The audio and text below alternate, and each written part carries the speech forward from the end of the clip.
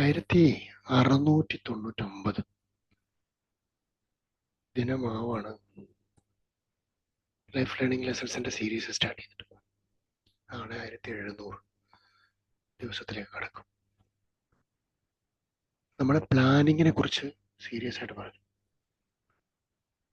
ഒരു plan സക്സസ്ഫുള്ളായി execute ചെയ്താൽ ഉണ്ടാകാവുന്ന ചില ഫാക്ടറുകളാണ് ഇന്ന് നമ്മൾ പറയുന്നത്.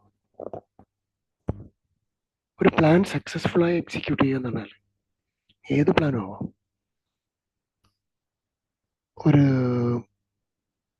ചെറിയൊരു പ്ലാൻ, ഒരു 2025 സ്റ്റാർട്ട് ചെയ്തത് മുതൽ ഇത്ര വെയിറ്റ് കൂട്ടാൻ, ഇത്ര വെയിറ്റ് കുറക്കാൻ, ഇത്ര മസിൽ വർദ്ധിപ്പിക്കാൻ, അങ്ങനെ എന്തെങ്കിലും ഒരു ചെറിയ, അല്ലെങ്കിൽ ഒരു ഫുഡ് റെജിമിന് ഷുഗർ മാത്രം നിർത്തി വെക്കാൻ, അങ്ങനെ എന്തെങ്കിലും ഒരു ബേസിക് ആയിട്ടുള്ളൊരു പ്ലാൻ, ഒരു മിനിമൽ പ്ലാൻ പോലും എക്സിക്യൂട്ട് ചെയ്ത് കംപ്ലീറ്റ് ചെയ്യുമ്പോൾ ഒരു ഹ്യൂമൻ ബീങ്ങിന് ഉണ്ടാകാവുന്ന വളരെ പ്രധാനപ്പെട്ട ഒരു കാര്യമാണ്, വളരെ നല്ല എക്സൈറ്റ്മെന്റ് ഉണ്ടാവും.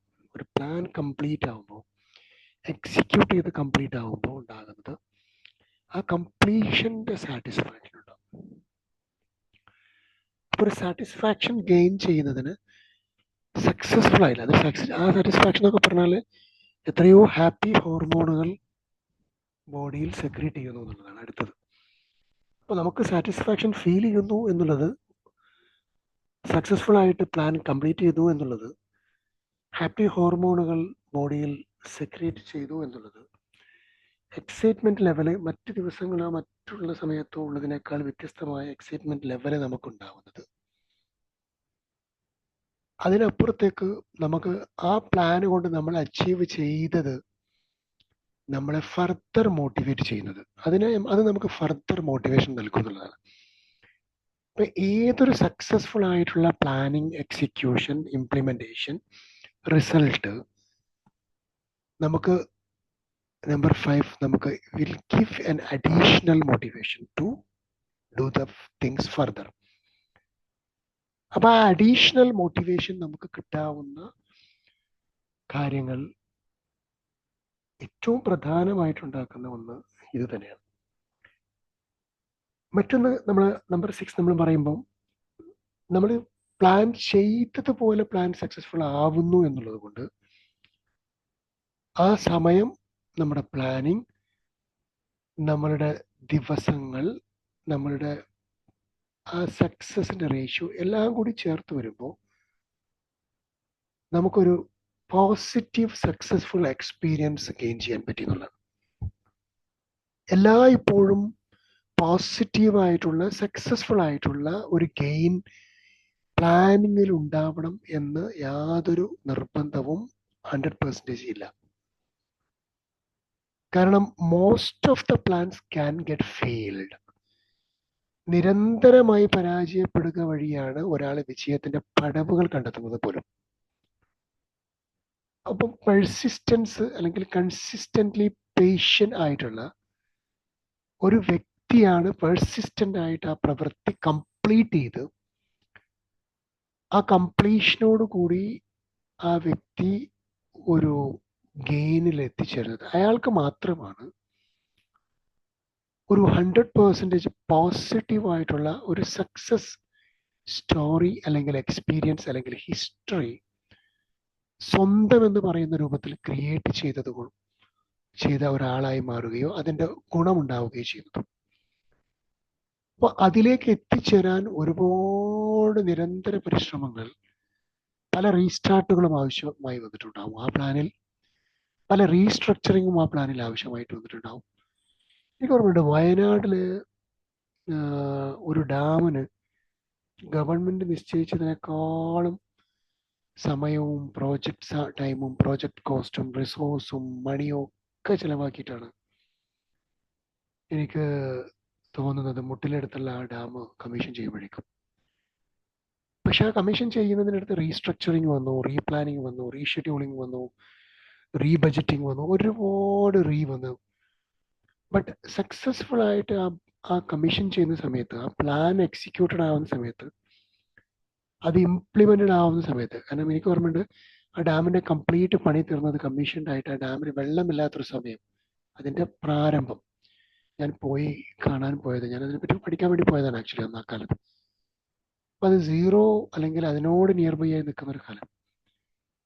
പിന്നീട് ലേറ്റർ ഞാൻ വയനാട്ടിൽ തന്നെ വർക്ക് ചെയ്യുന്ന ഒരു കാലത്ത് ഞാൻ പോയി നോക്കുമ്പോൾ അതിൻ്റെ ആ ഡാം നിറയെ വെള്ളം എത്തി നിൽക്കുന്നതിൻ്റെ ഒരു കാലം. അപ്പോൾ ഇതൊക്കെ ഈ പ്രോജക്റ്റുമായി ബന്ധപ്പെട്ട് എന്ത് ചെറിയ കാര്യമാണെങ്കിലും, ഞാനിപ്പോൾ ഒരു വലിയൊരു പ്രൊജക്റ്റ് പറഞ്ഞു, നേരത്തെ ഒരു ചെറിയ പ്രൊജക്റ്റ് പറഞ്ഞു.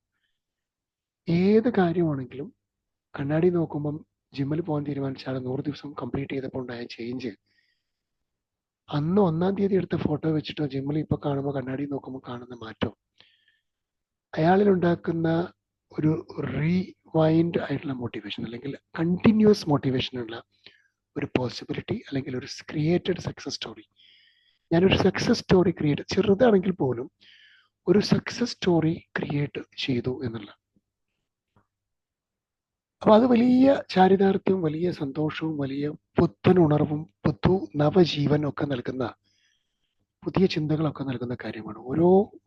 ഓരോ പ്രോജക്റ്റുകളും കംപ്ലീറ്റ് ചെയ്യുന്നു, ചാരിറ്റി പ്രവർത്തനങ്ങളൊക്കെ ചെയ്തുകൊണ്ടിരിക്കുന്ന, ആളുകൾക്ക് വസ്ത്രം എത്തിച്ചുകൊണ്ടിരിക്കുന്ന, ഭക്ഷണം എത്തിച്ചുകൊണ്ടിരിക്കുന്ന, അതിൽ ഇടപെട്ടുകൊണ്ടിരിക്കുന്ന എത്രയോ ആളുകളുടെ പ്രവൃത്തി ഫലങ്ങൾ അവർ തന്നെ അത് സ്വയം ആസ്വദിക്കുന്നത്, ആത്മനിർവൃത്തി കൊള്ളുന്നതൊക്കെ നമ്മൾ പലപ്പോഴും പത്രദ്വാരമുള്ള ഫോട്ടോകളിലൂടെയൊക്കെ നമ്മൾ കാണാറ്.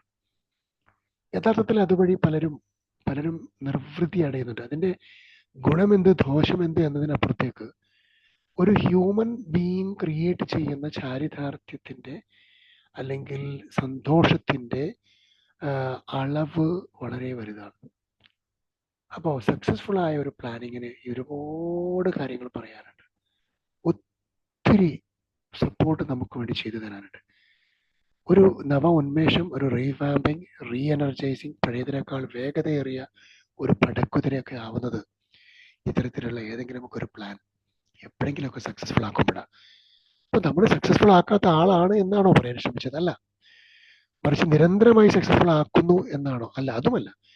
മറിച്ച് എപ്പോഴെങ്കിലുമൊക്കെ ഓരോന്ന് എപ്പോഴെങ്കിലുമൊക്കെ സക്സസ്ഫുൾ ആവുന്ന രൂപത്തിലേക്ക് കാര്യങ്ങൾ വന്നാൽ നമ്മൾ വലിയ എൻഡ്യൂറൻസ് നമ്മുടെ ലൈഫിനകത്ത് ക്രിയേറ്റ് ചെയ്യാൻ സാധിക്കും.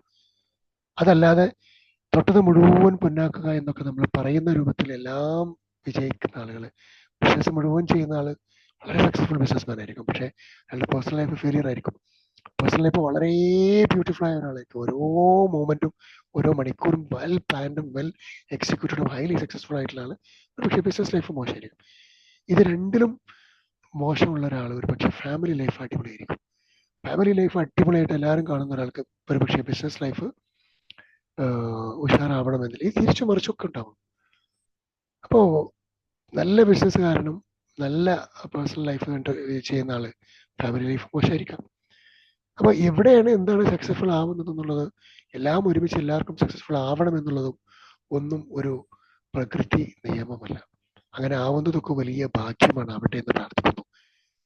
You all the very best and have a great day. God bless and thank you so much.